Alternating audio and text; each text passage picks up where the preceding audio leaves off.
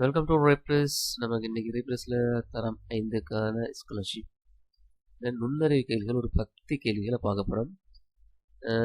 உங்களுக்கு ஸ்காலர்ஷிப் எக்ஸாமுக்கு ரொம்ப பிரயோசனமான கேள்வி. அதை எப்படி ட்ரிக்ஸாக இலகுவாக விரைவாக அதனுடைய விடைகளை கண்டு கொண்டது பார்க்க நினைக்கிற மாதிரி இருந்தால் தொடர்ந்து வீடியோ பாருங்கள். இது உங்களுக்கான வீடியோ ரேப்ரஸால் உங்களுக்கு வழங்குகிறோம். 2006ஆம் ஆண்டுக்கு வழங்கப்படுற ஒரு மாதிரி வகை வினாப்பத்திரத்துக்கான 10 கேள்விகள் அடங்கிய வீடியோ தான். ஓகே, வாங்க நம்ம வீடியோக்குள்ளே போவோம். முதலா கேள்வி பார்ப்போம்.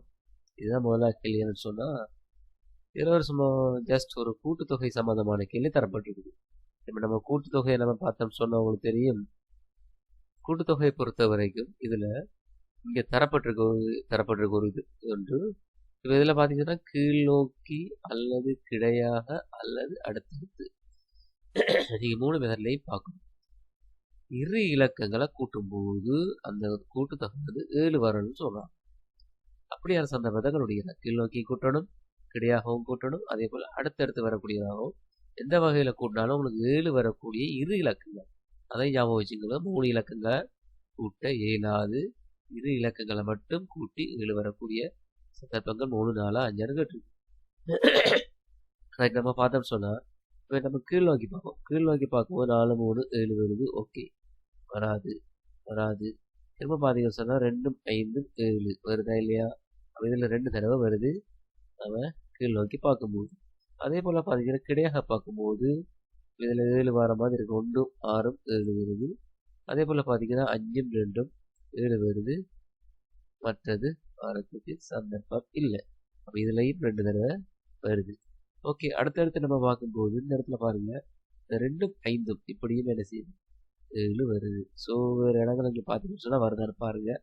வரலன்னு நினைக்குது. ஸோ மொத்தமாக கொண்டா 5 தடவைகள் என்ன செய்யுது? 7 கூட்டுத்தொகை வர மாதிரி இருக்குது. ஸோ இங்கே 3வது ஆன்சர் தான் சரியான ஆன்சர்.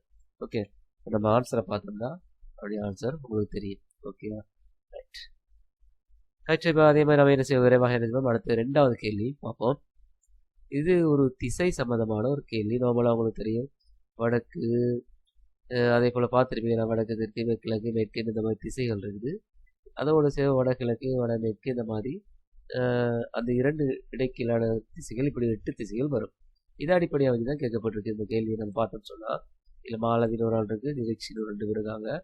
இந்த உறவின்படி மாலதி நிற்பது கிழக்கு திசை. அவங்க மாலதி நிற்கிற திசை வந்து கிழக்கா. ஸோ அப்போ நம்ம இதை செய்வோம், கிழக்குன்னு மென்ஷன் பண்ணுவோம். அப்போ கிழக்கு இருந்தால் நம்ம உங்களுக்கு தெரியும், இது ஆட்டோமேட்டிக்காக மேற்காக மாறும். அப்போ இங்கே நம்ம கண்டுபிடிக்க வேண்டியது வடக்கு எது, தெற்கு என்பதுதான் கண்டுபிடிக்கணும். அப்போ இங்கே டிரெக்ஷன் இப்போது எந்த திசையில் கேட்டிருக்கோம், இது எந்த திசை என்பதுதான் நம்ம கண்டுபிடிக்கணும். அப்போ உங்களுக்கு தெரியும், பொதுவாக அந்த கிழக்குக்கு மேற்குக்கு வரக்கூடிய இடது பக்கத்தில் வரக்கூடியது வடக்கு திசையாக இருக்கும். அப்போ ஞாபகம் வச்சுக்க, இடது பக்கத்தில் வர்றது வடக்கு திசையாக இருக்கும். அதே போல் இங்கால வடக்கு, தெற்கு, இது வலத்துக்கு வந்து வலது பக்கம் வரும். அந்த நீங்கள் கிழக்கையும் மேற்கையும் கண்டு கொண்டுட்டீங்கன்னா, சூரியனை வச்சு கிழக்கையும் மேற்கையும் கண்டு கொண்டா அதில் இடது பக்கம் மாறுறது வடக்கும், வலது பக்கம் மாறுறது தெற்கும் மாறி வரும். வலது பக்கத்துக்கு வடக்கு வராது அப்படின்னு ஞாபகம் வச்சுக்கொண்டீங்கன்னா உங்களுக்கு இலவாக இருக்கும். ஸோ அப்போ நம்ம இங்கே வடக்கு மேற்கு வரதால உங்களுக்கு தெரியும், 2க்கும் இடைப்பட்ட பகுதி வடமேற்கு. வடக்கு மேற்கு என்பதுதான் சரியான ஆன்சராக இருக்கும். இப்போ நம்ம இதில் ஆன்சரை பார்த்தோம்னு சொன்னால் உங்களுக்கு தெளிவாக விளங்கும். இதில் மேல் திசை எது, கீழ் திசை எது, இடது பக்கம் எது, வடது பக்கம் எது தரப்பட்டிருக்கு. இதன் அடிப்படையில் நீங்கள் என்ன செய்யலாம், எக்ஸாமுக்கு இலகுவாக கண்டுகொள்ளலாம். ஓகேயா? நம்ம அடுத்த கேள்விக்கு போவோம். ரைட், அடுத்த கேள்வி இதில் பார்த்தீங்கன்னு சொன்னால் இதுவும் ஒரு கூட்டுத்தொகையான கேள்வி தான். உங்களுக்கு நீங்கள் புத்தகங்கள் யூஸ் பண்ணியிருப்பீங்க. அதில் பக்கங்கள் உங்களுக்கு தெரியும், ஒரு தாளில் 2 பக்கங்கள் வரும். அப்போ 2 பக்கங்கள் வந்தால் அது ஒரு தாளாக நீங்கள் என்ன செய்யணும், கருதி கொள்ளணும். அதன் அடிப்படையில் 1 தொடக்கம் இங்கே சொல்கிறாங்க என்னன்னு சொன்னால், 1 தொடக்கம் 8 வரை. அப்போ இங்கே சொல்லப்படுற விஷயம் வந்து 1ஆம் பக்கத்துலேருந்து 8ஆம் பக்கம் வரை. அப்போ இதில் 8 பக்கம் என்பது 4 தாளை தான் குறிக்கும். இலக்கப்பட்ட புத்தகம் ஒன்றில் இருந்து ஒரு தாள் என்ன செய்கிறாங்க, கிழிக்கப்பட்டதான். கிழிக்கப்பட்ட தாள் தவிர்த்து ஏனைய பக்கங்களை கூட தகுந்திருக்கு. அப்போ 1 தொடக்கம் 8 வரைக்கும் தாள் இருக்குது. அதில் ஒரு பக்கத்தை கிழிச்சிட்டாங்க. அது எந்த பக்கம் தெரியாது, ஒரு போயிட்டு. ஆனால் அந்த போன பக்கத்தை தவிர ஏனைய பக்கங்களின் கூட்டுத்தொகை 25. அப்படி சொன்னால் கிழிக்கப்பட்டதாலே அந்த பக்கங்களின் கூட்டுத்தொகையை தான் கேட்டிருக்காங்க. அப்போ இதில் 7 வருமா, 11 வருமா நீங்கள் கண்டுபிடிக்கணும். ஸோ இந்த தொகை தந்திருக்கு. அப்போ நம்ம மொத்த தொகை என்ன செய்வோம், 1லிருந்து 1 2 3 4 5 6 7 8 வரைக்கும் உள்ள மொத்த தொகையில அந்த பக்கங்களின் கூட்டுத்தொகையை கொண்டு அவங்களுக்கு தெரியும். எவ்வளவு நீங்க கூட்டி பார்த்தீங்கன்னா 36 வரும் இல்லையா. 36 1லேருந்து 8 வரைக்கும் கூட்டிங்கன்னு சொன்னா 36 வரும். ஸோ இங்கே தரப்பட்ட இலக்கம் வந்து 25. அப்போ நம்ம இதுலேருந்து 36லேருந்து 25 சரி கழித்தா 1 1. அப்போ 15 கிழிக்கப்பட்ட பக்கங்களின் கூட்டுத்தொகை வந்து 11ஆக இருக்கும். ஓகே தானே, ரைட். அப்போ நீங்கள் அதை இப்படி பார்த்தீங்கன்னு சொன்னால் என்னுடைய ஆன்சர் இப்படி வரும். ஓகே, அப்போ 3வது ஆன்சர் என்பது சரியான ஆன்சர் ஆகும். ரைட், ஓகே, புரிஞ்சிருக்குன்னு நினைக்கிறேன். நம்ம அதே போல் அடுத்த கேள்விக்கு போவோம். அடுத்த கேள்வி பார்த்தீங்கன்னா இது நம்ம கேலண்டரோட சம்மந்தப்பட்ட ஒரு கேள்வி.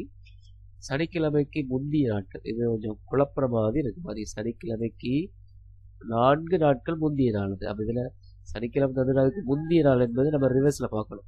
முந்தி 4 நாட்கள் பார்க்கலாம். அப்போ நீங்கள் ரிவர்ஸில் பார்த்தீங்கன்னா சனிக்கிழமை 3 11 வெள்ளி வியாழன் புதன் செவ்வாய். அப்போ இங்கே இடத்துல முந்தைய நாள் வந்து செவ்வாய் வரப்போகுது. அந்த நாளானது நாளை மறுதினமாகும். அப்போ இந்த செவ்வாய்க்கிழமை நாளை மறுதினம் தான் வரப்போகுது நமக்கு.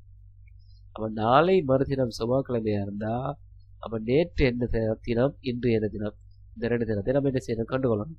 கேட்கப்பட்ட கேள்வி இன்று என்ன தான் கேட்டிருக்கு. அப்போ நேற்று என்னென்னு கண்டுபிடிச்சா நம்ம என்ன செய்யலாம், இன்று என்னென்ன கண்டுபிடிச்சிடலாம். செவ்வாயா இருந்தா செவ்வாய்க்கு முந்தைய நாள் வந்து உங்களுக்கு தெரியும் திங்கள் வரும். அப்போ நேற்று திங்களாக இருந்தா இன்று தான் ஞாயிற்றுக்கிழமை வரப்போகுது.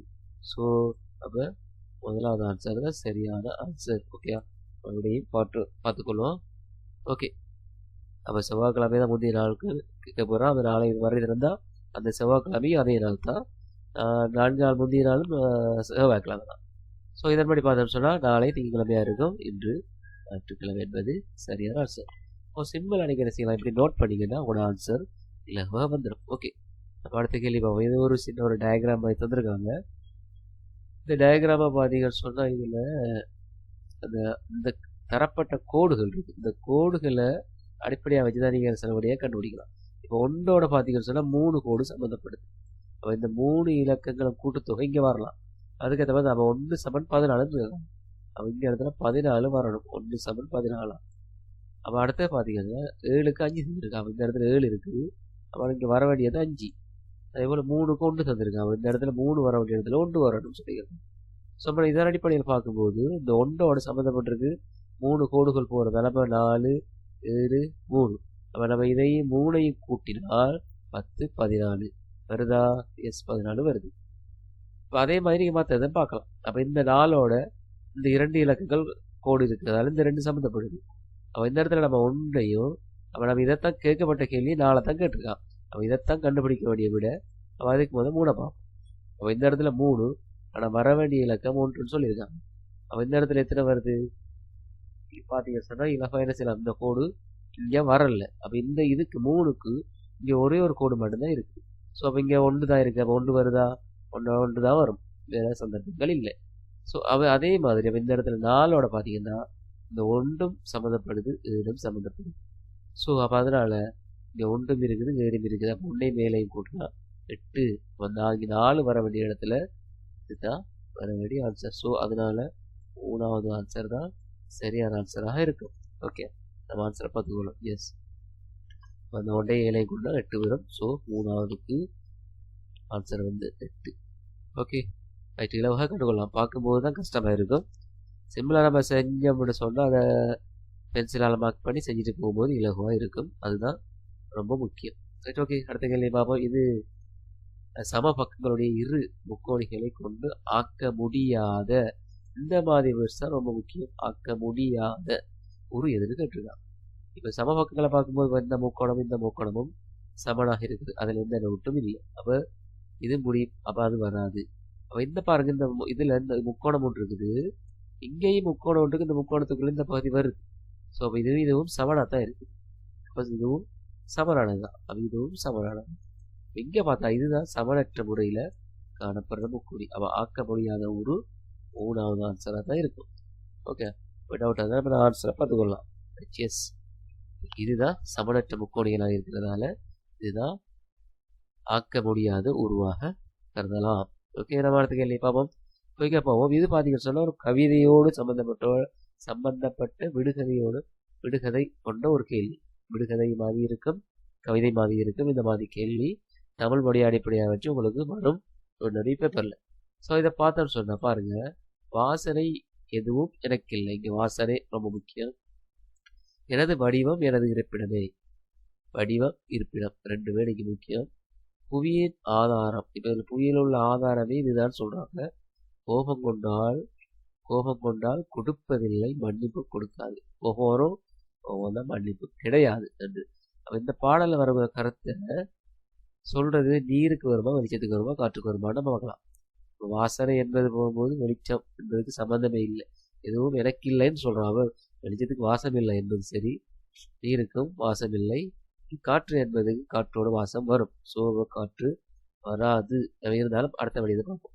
எனது வடிவம் என் இருப்பிடம் சொல்றாங்க. அப்ப இது எந்த இடத்துல இருக்குதோ அந்த வடிவத்தில் இருக்கு. காற்றை பொறுத்த வரைக்கும் அது இருக்கிற இடம் தேவையில்லை. அது எந்த இடத்துல இருந்தாலும் அதே வடிவத்தில் இருக்கும். நீருக்குத்தான் ஒரு வட்டமாக இருந்தால் வட்ட வடிவத்தில் நீர் காணப்படும், சதுரமாக இருந்தால் சதுரம். அதில் இருப்பிடத்தை பொறுத்து அதில் வடிவம் அமையும். ஸோ இங்கே நீருக்கு தான் பொருத்தமாக இருக்குது. புவியின் ஆதாரம் பொதுவாக நீரைத்தான் சொல்லுவாங்க காற்று விட.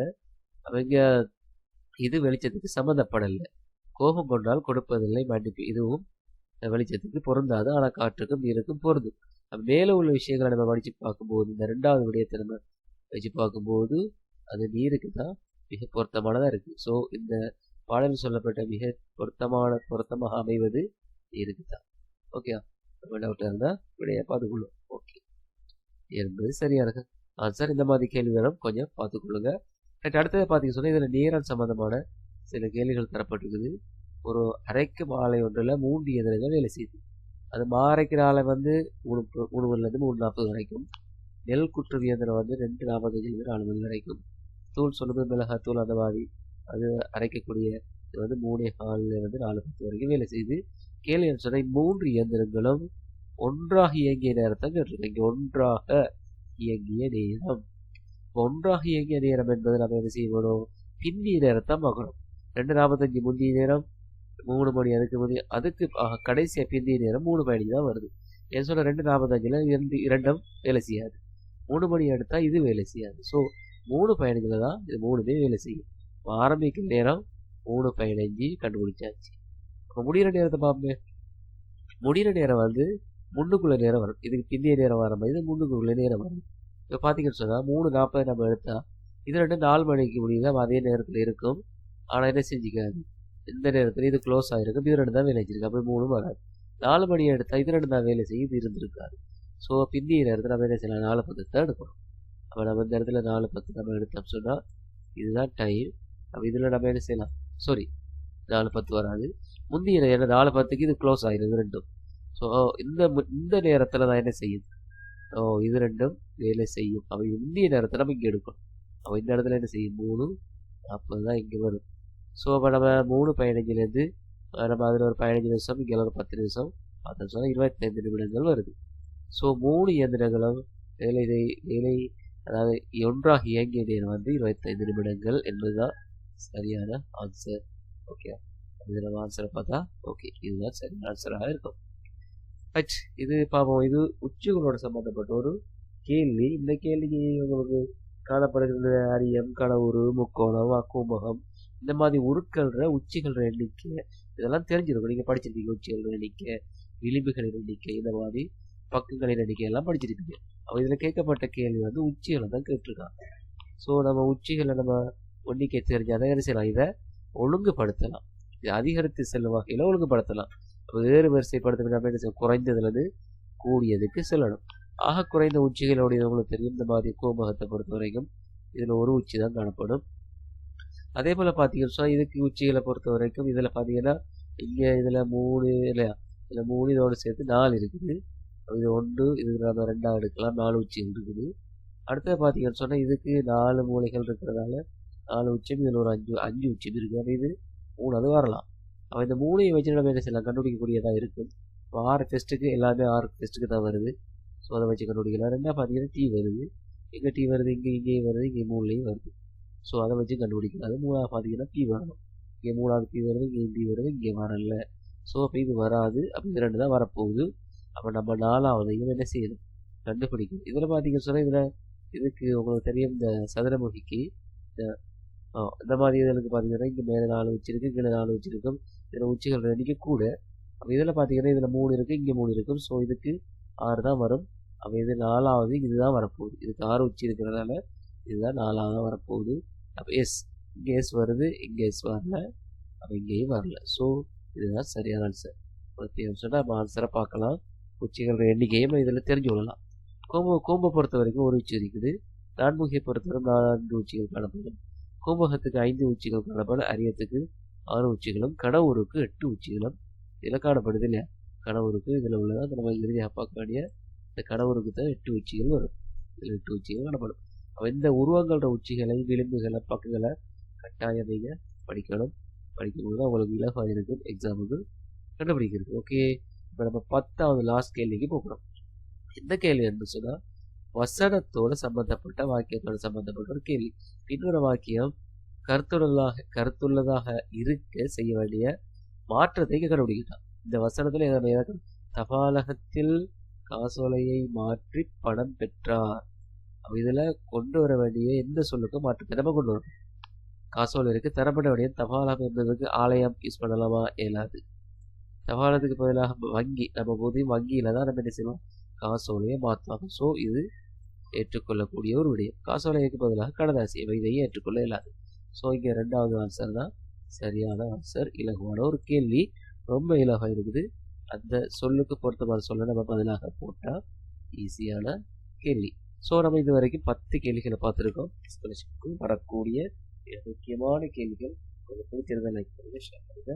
அதே போல் தொடர்ந்து இணைஞ்சிருங்க. உங்களுக்கு ஸ்காலர்ஷிப்புக்கு தேவையான கேள்விகள் நம்ம தொடர்ந்து போட்டுருக்கோம். தொடர்ந்து இணைந்திருக்கோம்.